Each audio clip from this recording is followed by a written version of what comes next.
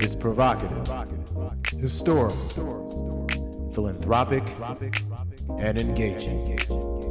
It's Conversations with Influential African Americans with your host, Niele Anderson.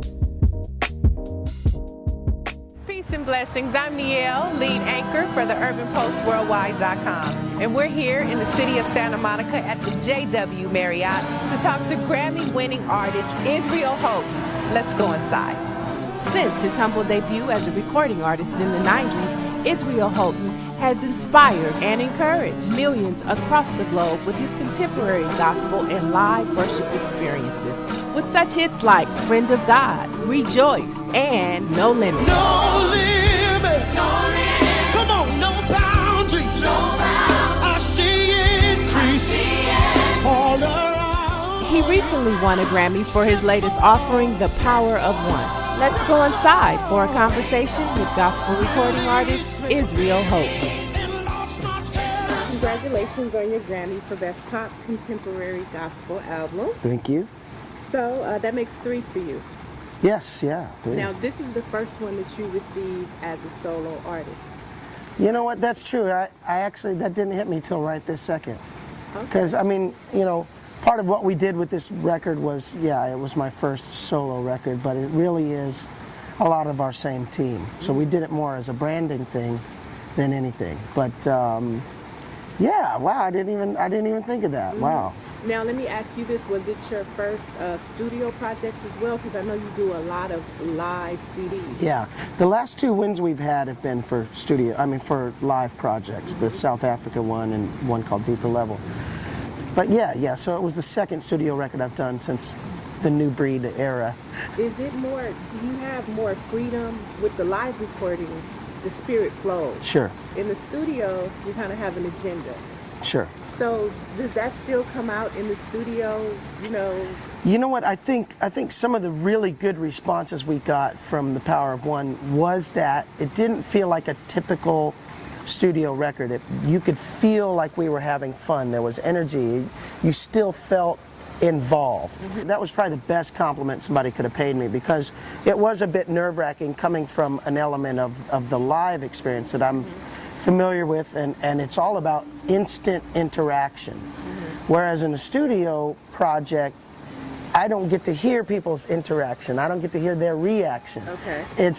Except when they log on and say, hey, I love this song, I sing along to it every day, or, you know, whatever. Now, do you feel your music has accomplished what you set out to do? I really do.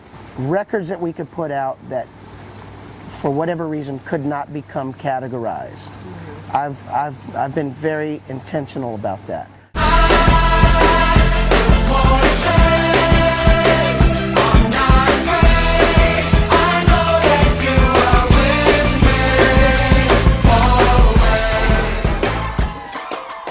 I think as the world becomes smaller and suddenly our government looks different, and suddenly just churches you go now look different. It's not just I go to this white church, I go to this black church, or I go to this Hispanic church. Now there's this really beautiful, salad bowl, I guess, of just a lot of different things where people can still be who they are, but be in different environments together. You once said that New Breed is more than a group. Mm-hmm. It's like a culture. And then I've also heard you say that we are a chosen generation.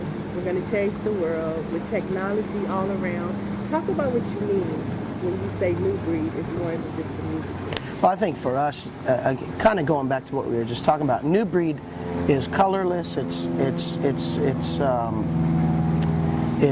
not predicated on any one style.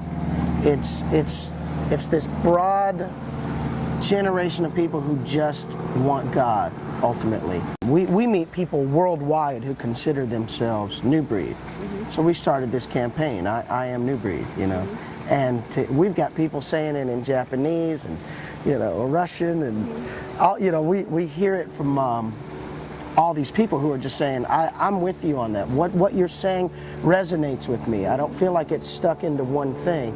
And it doesn't belong to just one church. It belongs to the whole body. And because we're all a part of that body, we're all a part of that church, we consider ourselves a part.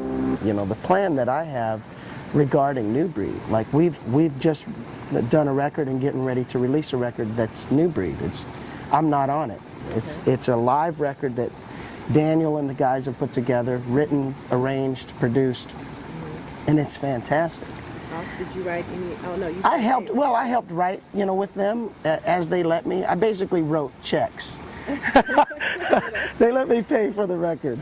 Be sure to check out part 2 of my conversation with Israel Houghton as we talk about the importance of family, Haiti and his relationship with World Vision, and his up-and-coming recording at the historic Abbey Roads in London. That's right here next Wednesday at theurbanpostworldwide.com.